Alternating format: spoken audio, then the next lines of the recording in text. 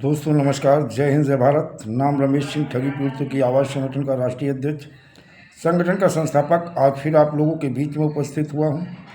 दोस्तों कई कुछ अच्छी खबरें देखा जाए आज दालोनी urban multi state credit cooperative society को लेकर के, जहां संजीव कुमार राय जी से बातचीत हुई कि आखिर भुगतान को लेकर के जो मई में आपकी प्रक्रिया यानी आवेदन की प्रक्रिया शुरू होनी है, उसको लेके आपकी क्या तैयारी है और क्या आपने सेंट्रल रजिस्ट्रार को कोई पत्र लिखा है। तो उन्होंने बताया कि कुछ लीगल डॉक्यूमेंट्स ये स्वयं नौराजी नगर नई दिल्ली सेंट्रल रजिस्ट्रार के वहाँ गए, उनसे मुलाकात करने के बाद में उन्होंने कुछ लीगल डॉक्यूमेंट्स, सोसाइटी की संपत्ति की कितनी है, क्या है, सारी जानकारी के साथ कुछ लीगल डॉक्यूमेंट्स उन्होंने मांगे और कुछ लाए भी हैं। और बहुत सारे ऐसे अकाउंट नंबर हैं जो मैंने संजीव कुमार राय जी को उनके व्हाट्सएप पर और कुछ अपने लोगों के माध्यम से उन्हें उपलब्ध कराए थे, जिनकी वो जांच भी कर रहे हैं, उन्हें खंगाल रहे हैं, उन अकाउंटों को फ्रीज भी किया जा रहा है। ये निवेशकों के हितों को लेकर के उन्होंने जो बात की है कि निवेशकों के भुगतान के लेकर के हम लीगल तरीके से आवेदन की प्रक्रिया शुरू करेंगे और फिर बहुत ज़्यादा आप लोग परेशान ना हो, लीगल तरीके से निवेशकों का भुगतान कराया जाएगा, उन्होंने ऐसा आश्वासन दिया। लेकिन दोस्तों आज देखा जाए कि बहुत जगह से कुछ अन्य भी खबरें रही, ह्यूमन को लेकर के भी रही, स्वर्णेश्वर क्रेडिट कोऑपरेटिव सोसाइटी हो या विश्वास हो या श्री विवेकानंद हो या यल जेसीसी हो, यशोदीप हो, यल यूसीसी हो, इनको लेके बहुत जगह से कई खबरें रहीं। देखा जाए कि आखिर आज की डेट में सागा ग्रुप की इन 7 सोसाइटी को लेकर के एजेंट और ब्रांच मैनेजरों के गले की फांस क्यों बन गया। अब निवेशक जो है वो एजेंट ब्रांच मैनेजर को दोषी और ब्रांच मैनेजर अपने सीनियरों को दोषी बता रहे हैं। आखिर निवेशक क्यों इतना ज़्यादा पैनिक हो गया, निवेशक क्यों इतना ज़्यादा अब एजेंट और ब्रांच मैनेजरों को परेशान करना शुरू किया, उसके पीछे जो लगातार सीनियरों के माध्यम से या कुछ अचीवरों के माध्यम से या कुछ ऐसे ठगों के माध्यम से जो मैसेज दिए जाते थे कि फला तारीख को ये पोर्टल शुरू होने वाला है, ऐसी अपडेट चल रही है, वो हो रहा है, इसके बाद में बैंक अकाउंट में पैसा आएगा, ऐसे बहुत सारे ऑडियो वीडियो मिले जिनको सुन करके निवेशकों को ये ट्रांसफ़र किए जाते थे ब्रांच मैनेजर या एजेंटों के माध्यम से। तो आज निवेशक वही पूछ रहा है कि ये बताओ, आप जनवरी में कह रहे थे कि जनवरी में चालू होगा, जनवरी के बाद आप फरवरी कहे फरवरी में चालू होगा, फरवरी के बाद आप मार्च कहे और मार्च से लेकर के अप्रैल भी ख़त्म हो रहा है। आखिर भुगतान 15 अप्रैल का भी एक न्यूज़ थी कि हेड ऑफिस तैयार हो गया है, स्टाफ आ गया है, अब भुगतान शुरू होगा, ये होगा वो होगा और इसमें फॉर्च्यूनर अचीवर को हटाया जाएगा, इसकी भी अचीवर जो है सारे लोग जो है इनको शामिल किया जाएगा। यानी बड़े बड़े मैसेज, ये जो गलत मैसेज और गलत न्यूज़ निवेशकों को दी जा रही थी, आज वही गले की फांस बन गई है। बाद में बहुत सारे ब्रांच मैनेजरों के घर पे बहुत जगह निवेशक पहुँचे, एजेंट पहुँचे, एजेंटों के घर भी निवेशक पहुँचे और ये अब गले की फांस बनते जा रही है। वहीं पे देखा जाए बहुत सारे एजेंट बेचारे जो ईमानदारी के साथ, मैं बहुत सारे ब्रांच मैनेजरों से भी बात करता हूँ, उनसे बातचीत होती, पूछता हूँ कि भाई आपने लोगों का जो पैसा जमा किया या मान लो निवेशकों से पैसा ला करके एजेंट ने ब्रांच में जमा किया, ब्रांच मैनेजरों ने उस पैसे को कहाँ जमा किया, क्या इसका कोई प्रूफ है। तो कुछ ब्रांच मैनेजर कहते नहीं सर, हमने जो इसका हेड ऑफिस था वहाँ पैसा भेज रहे थे, या जो स्टेट के हेड थे उनके पास पैसा भेज रहे थे। लेकिन जब रिसीविंग की बात आती तो रिसीविंग है या नहीं, कुछ लोग कहते हैं हाँ रिसीविंग है, कुछ लोग कहते हैं सर रिसीविंग तो नहीं है। बहुत सारी ऐसी, क्योंकि कहते हैं ना अति अधिक विश्वास और अति अधिक घातक साबित हुआ। क्योंकि आंख बंद करके भरोसा करना, कहते हैं ना विश्वास अच्छी बात है, लेकिन अंधविश्वास आंख बंद करके भरोसा करना गलत बात है। वही बात बहुत सारे लोग, क्योंकि एजेंट बेचारे परेशान हैं, बहुत सारे संगठन भी उन्हें गुमराह कर रहे हैं कि सरकार पैसा देगी।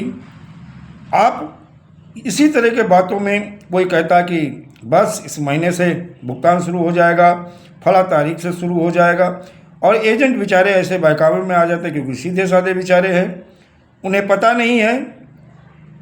और ऐसे बहुत सारे ठग हैं, बड़े चतुर हैं, बड़े चालाक हैं, कहीं ना कहीं उन्हें अपने जाल में फंसा लेते हैं।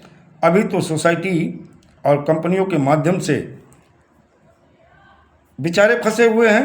अब कुछ संगठन भी ऐसे हैं जो ये बताते हैं कि सरकार अपने पास से पैसा देगी और इस तरह से कह के इतने दिन में दे देगी, ये कह के, जबकि इन दिनों को सुनते सुनते लगभग 2-3 वर्ष बीत गए, लेकिन आज तक वो दिन नहीं आया जब निवेशकों के अकाउंट में केंद्रीय कानून वर्ष 2019 के तहत पैसा आया हो। लेकिन हाँ, लोगों को पैसा मिला, उन लोगों को मिला जिन्होंने सरकार द्वारा जो कमेटी बनाई गई, जो समितियां बनाई गई, जो लिक्विडेटर नियुक्त किए गए, उनके माध्यम से पीड़ित जमाकर्ताओं के अकाउंट में पैसा आया और उन्हें राहत मिली।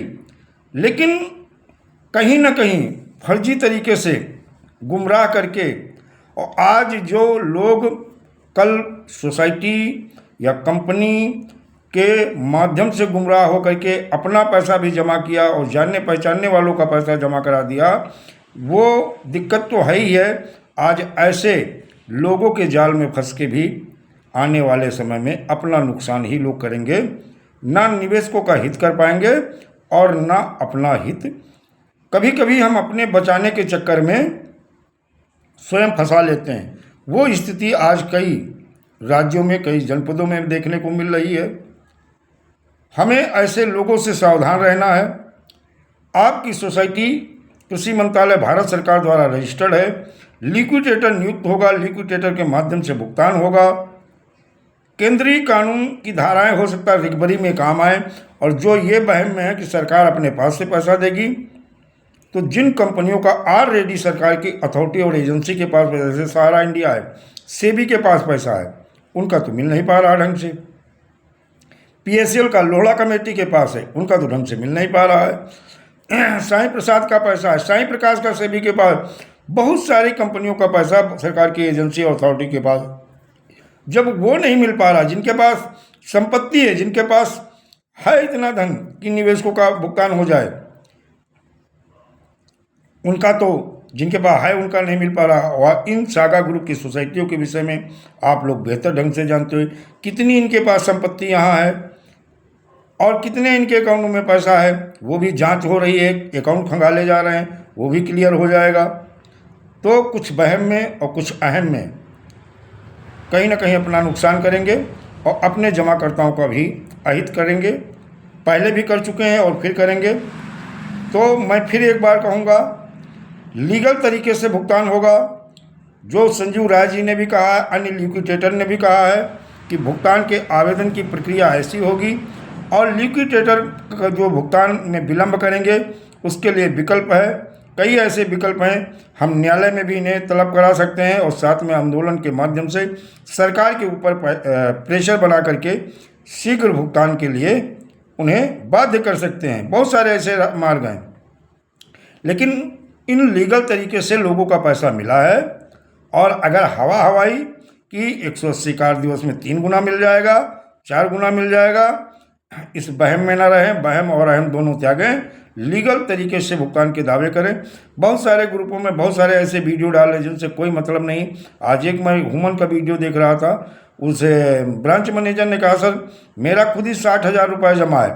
तो बात वही 60,000 कहाँ से जमा, कुल मिला के जो उनका घर का पैसा था वो जमा है, प्लस जो कमीशन आया वो भी उठा करके।